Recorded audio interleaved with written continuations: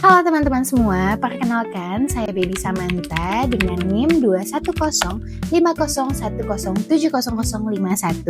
dari Prodi Ilmu Komunikasi Semester 7 Universitas Cyber Asia.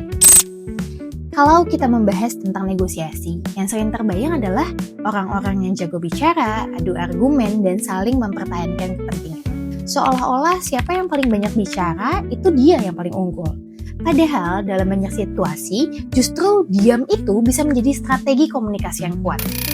Dan dalam video ini, saya akan membahas strategic silence dalam negosiasi. Yaitu bagaimana keheningan yang disengaja dapat berfungsi sebagai pesan dalam perspektif ilmu komunikasi. Dalam praktik komunikasi sehari-hari, diam itu sering dianggap sebagai sesuatu yang negatif. Diam diasosiasikan dengan tidak siap, tidak paham, atau tidak punya pendapat. Akibatnya, banyak orang yang merasa harus selalu cepat merespon sesuatu, termasuk juga dalam proses negosiasi. Padahal, respon yang terlalu cepat itu seringkali bersifat reaktif dan emosional. Dan dalam konteks negosiasi, hal ini justru dapat melemahkan posisi tawar dan membuat seseorang kehilangan kendali atas arah komunikasinya. Dan dari sinilah muncul pertanyaan penting. Apakah diam benar-benar menandakan kelemahan dalam komunikasi dan negosiasi? Dalam ilmu komunikasi, diam tidak pernah dipahami sebagai ketiadaan komunikasi. Diam justru termasuk dalam komunikasi nonverbal. Menurut Profesor Dr. Alo Liliweri, guru besar ilmu komunikasi dan pakar komunikasi budaya Indonesia, makna komunikasi sangat ditentukan oleh konteks. Diam bisa memiliki arti yang berbeda-beda tergantung dengan situasi, relasi antar individu, dan juga tujuan komunikasi. Artinya, diam bukan sekedar tidak berbicara, tetapi merupakan simbol yang dapat menyampaikan sikap, pertimbangan, dan bahkan tekanan secara halus. Konsep inilah yang kita kenal sebagai strategic silence, yaitu keheningan yang dilakukan secara sadar, terkontrol, dan memiliki tujuan tertentu dalam proses negosiasi. Menurut Prof. Dr. Dedi Mulyana, pakar komunikasi interpersonal Indonesia, komunikasi tidak hanya ditentukan oleh pesan verbal, tetapi juga oleh proses pemaknaan. Ketika seseorang memilih diam setelah mendengar tawaran, lawan bicara akan mulai menafsirkan makna keheningan tersebut. Dalam negosiasi, proses penafsiran ini seringkali mendorong lawan bicara untuk menjelaskan lebih jauh posisinya, menambahkan informasi, atau bahkan menyesuaikan tawaran awalnya. Dalam komunikasi interpersonal dan organisasi, kemampuan mengendalikan alur interaksi sangat berkaitan dengan kekuasaan simbolik. Menurut Dr. Pawito, akademisi ilmu komunikasi yang banyak membahas komunikasi strategis, pengendalian ritme komunikasi, termasuk kapan berbicara dan kapan diam, merupakan bagian dari strategi komunikasi. Pihak yang tidak terburu-buru merespon sering dipersepsikan lebih tenang, percaya diri, dan memiliki kendali.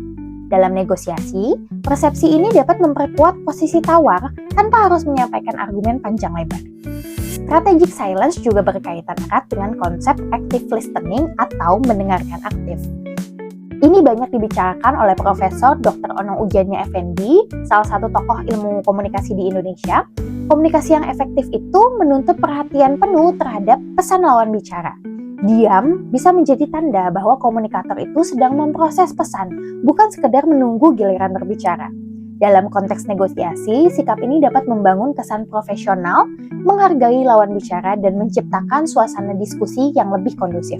Karena kebayangkan kalau dalam proses negosiasi, semua orang itu ngomong dan gak ada yang diam. Contoh penerapan strategic silence dalam proses negosiasi. Misalnya ketika kita sedang mengadakan negosiasi bisnis atau kerjasama. Ketika lawan menyampaikan penawaran harga, diam sejenak dapat memberi pesan bahwa tawaran tersebut masih dipertimbangkan dan belum tentu langsung kita terima. Tanpa harus menolak secara verbal, keheningan tersebut sudah menyampaikan sinyal tertentu. Jadi jangan buru-buru bilang atau merespon, kemahalan, atau aduh kemurahan ya. Cukup take a break, take a time, and just do strategic silence. Dalam diskusi organisasi atau akademik, diam setelah mendengar pendapat orang lain dapat mendorong diskusi lanjutan dan menghindari konflik langsung. Kalau dari sudut pandang ilmu komunikasi, makna seringkali muncul bukan dari kata-kata saja, tetapi dari jeda di antaranya. Aku punya beberapa tips agar kalian bisa menjalankan strategic silence dengan lebih efektif Hal-hal ini sederhana banget, tapi emang perlu diperhatikan lebih baik. Yang pertama, gunakan diam dengan tujuan yang jelas. Diam sebaiknya muncul setelah momen-momen penting, seperti setelah lawan menyampaikan tawaran atau sudah menyampaikan argumen utama. Yang kedua, kombinasikan diam dengan bahasa tubuh yang tepat, kontak mata, anggukan ringan, atau ekspresi berpikir yang menunjukkan bahwa diam kita itu aktif, bukan pasif. Yang ketiga, perhatikan durasi diamnya. Jeda beberapa detik sudah cukup untuk memberi tekanan simbolik tanpa menciptakan suasana yang canggung. Karena kalau kita diam terlalu lama, orang akan berpikir, apakah kita marah, apakah kita tidak mengerti, atau ngantuk? Yang keempat, jangan takut pada keheningan. Dalam negosiasi, pasti ada muncul rasa tidak nyaman terhadap diam. Dan justru ini dirasakannya kebanyakan oleh lawan bicara kita. Tapi tenang aja, diam ini dapat mendorong mereka berbicara lebih banyak. Dan yang terakhir, sesuaikan dengan konteks dan budaya. Jadi dalam komunikasi antar budaya, makna diam itu bisa berbeda loh teman-teman. Sehingga penggunaannya memang perlu disesuaikan dengan situasi dan lawan bicara kita. Sebagai kesimpulan, strategic silence merupakan bentuk komunikasi nonverbal yang bermakna dan strategis dalam negosiasi. Dalam perspektif ilmu komunikasi, diam bukanlah kekosongan pesan, melainkan alat simbolik yang dapat mempengaruhi persepsi, relasi, dan arah pengambilan keputusan. Pada akhirnya, dalam negosiasi, kekuatan komunikasi tidak selalu ditentukan oleh siapa yang paling banyak bicara, tetapi oleh siapa yang paling memahami kapan harus bicara dan kapan harus diam.